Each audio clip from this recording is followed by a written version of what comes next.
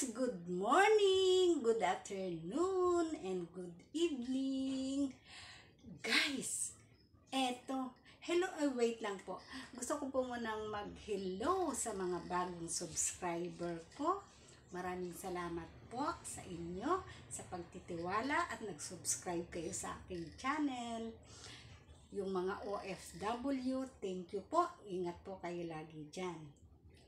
Eto guys, balik halaman na naman po ako. Eto sa harap ko, ang isang uri ng halaman.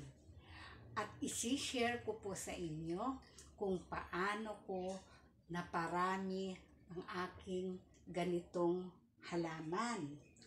Ito po ay, ang pangalan po nito is Japanese bamboo plant. Ito daw po ay swerte kapag meron ito, lalo na po pag namulaklak na siya. Madali lang po itong alagaan. Pag katulad po nito, may mahaba na. Ikakat lang po ninyo, yan ganyan. Tapos, sa isang pot, kailangan may lupa ang pot, itutusok-tusok lang po, napakabilis pong mabuhay. Mabilis lang pong mabuhay ito, katulad po nitong ginawa ko. Yan. Ito po, tinusok-tusok ko lang po ito dito. Tapos after 1 month, hindi po siya namatay. Patuloy po siyang, hindi po nalantay yung kanyang dahon, hindi po naging yellow.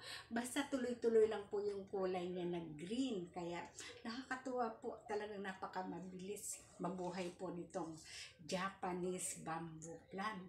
Napakaganda po nito sa loob po ng bahay. Pwedeng pang interior.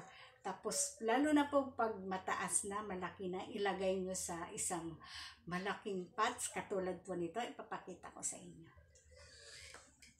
Bubuhatin ko para sa inyo, ang heavy. Ayan. Ayan. Ayan.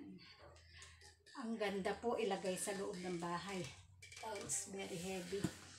Ayan. Ganyan lang po ang pag-aalaga ng bamboo plant.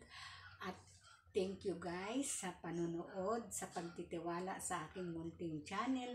Sana po may na-share ako sa inyo kahit napaka-ikling kaalaman lang po kung paano magparami ng Japanese bamboo plant. God bless po sa ating lahat and advance.